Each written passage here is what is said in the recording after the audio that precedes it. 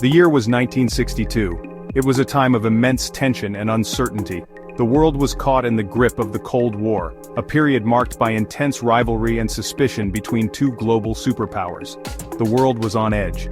People everywhere were anxious, constantly checking the news for updates, fearing the worst. The sense of impending doom was palpable. Two superpowers, the United States and the Soviet Union, were locked in a bitter ideological struggle. This was not just a battle of military might, but a clash of ideologies that defined the era. This was the Cold War.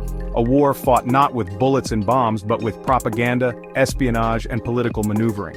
It was a war of influence and control. It was a clash of capitalism versus communism, democracy versus authoritarianism.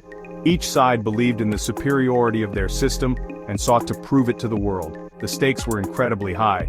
The decisions made by leaders on both sides had the potential to shape the future of the entire planet. Both nations possessed nuclear weapons. These were not just any weapons, but the most destructive force ever created by humanity. These weapons had the power to destroy entire cities. The memory of Hiroshima and Nagasaki was still fresh in the minds of many, a stark reminder of the devastation that nuclear war could bring. The threat of nuclear war loomed large. Governments issued public service announcements and civil defense drills became a part of daily life. People were taught to duck and cover, though many doubted it would help in a real nuclear attack. The Cold War was not just a battle of ideas, it was a struggle for hearts and minds, with each side using propaganda to sway public opinion and gain support. It was also a geopolitical chess match. Every move was calculated, every decision weighed for its potential impact on the global stage. Both sides sought to expand their influence across the globe. They provided aid, built alliances, and established military bases in strategic locations. They supported allies and fought proxy wars. Conflicts in Korea, Vietnam, and other regions were battlegrounds where the superpowers tested their strength and resolve. Tensions were particularly high in Europe. The continent was the front line of the Cold War, divided by a physical and ideological barrier. The continent was divided by the Iron Curtain. This invisible line separated the communist East from the democratic West, creating a stark contrast between two worlds. This line separated the communist East from the democratic West. It was a symbol of the division and the ideological battle that defined the era. In this climate of suspicion and fear, any miscalculation could have disastrous consequences. The world watched as leaders navigated this treacherous landscape, hoping to avoid catastrophe. The Cuban Missile Crisis, a 13-day standoff in October 1962, brought the world to the brink of nuclear annihilation. It was a moment when the Cold War nearly turned hot. It all started with a small island nation in the Caribbean, Cuba. This crisis would become one of the most defining moments of the Cold War, a testament to the fragile balance of power and the ever-present threat of nuclear conflict. Cuba, just 90 miles off the coast of Florida, had long been under the influence of the United States. However, in 1959, a revolution led by Fidel Castro overthrew the US-backed dictator Fulgencio Batista. Castro's victory sent shockwaves through Washington. The new Cuban government aligned itself with the Soviet Union. This was a major blow to the United States. Castro's Cuba became a symbol of communist expansion. The US government feared that other Latin American countries might follow suit. They saw Castro as a threat to their national security. The US began to look for ways to remove him from power. The US government imposed economic sanctions on Cuba. They also began to train Cuban exiles for an invasion. The goal was to overthrow Castro and install a pro-American government.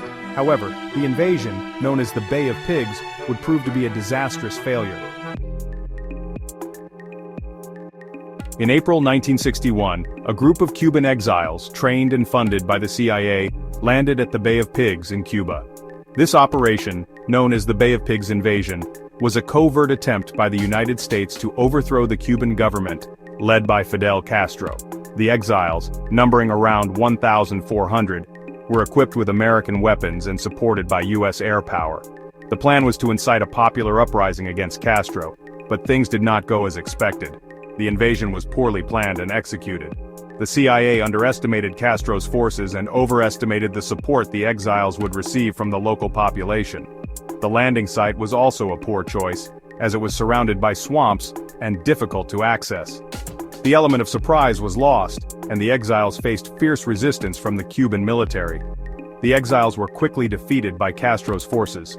Within 3 days, the invasion force was overwhelmed, and nearly all the exiles were captured or killed.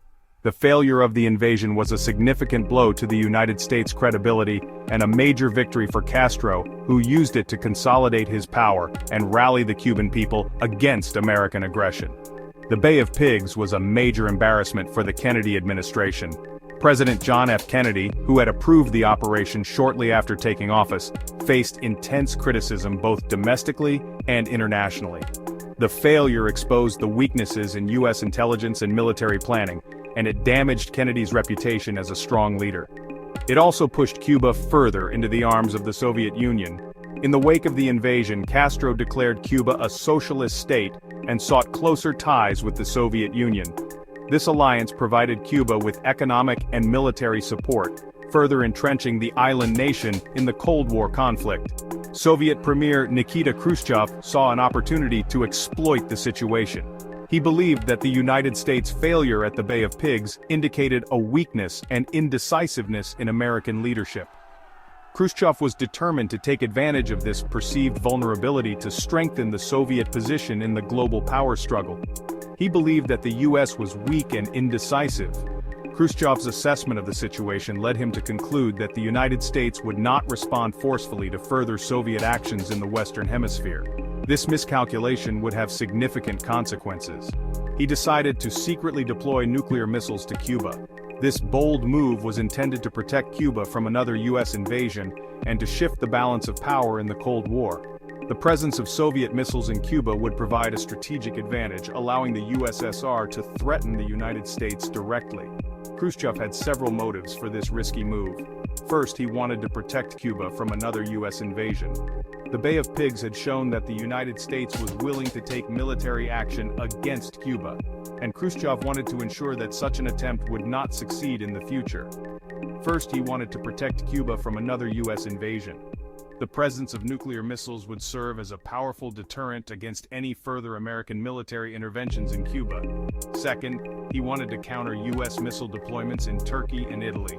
The United States had placed nuclear missiles in these countries, which were within striking distance of the Soviet Union.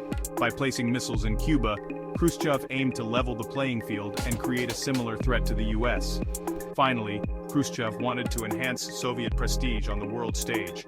Demonstrating the ability to place missiles so close to the United States would be a significant propaganda victory and would showcase Soviet strength and resolve. He believed that placing missiles in Cuba would demonstrate Soviet strength and resolve.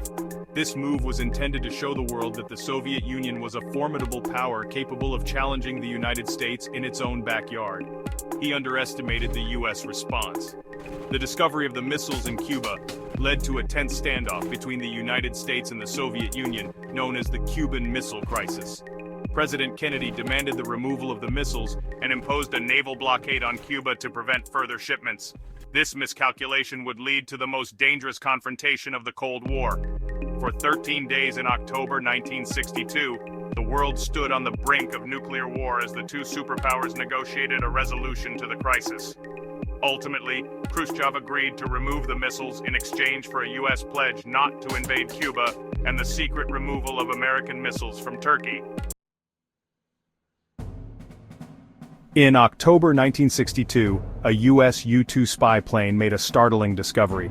It captured photographs of Soviet missile sites under construction in Cuba.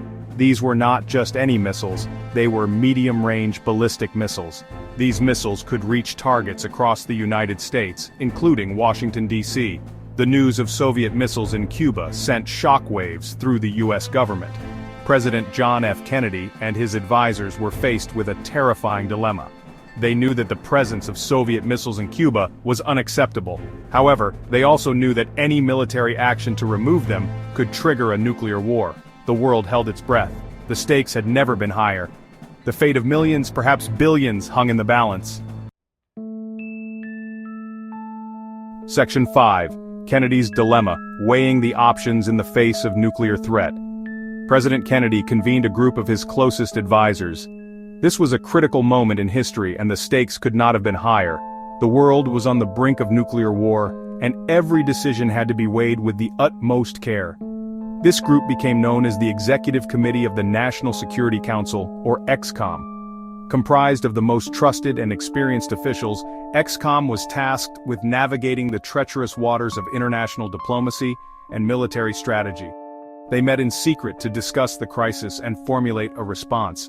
The atmosphere was tense, filled with the gravity of the situation.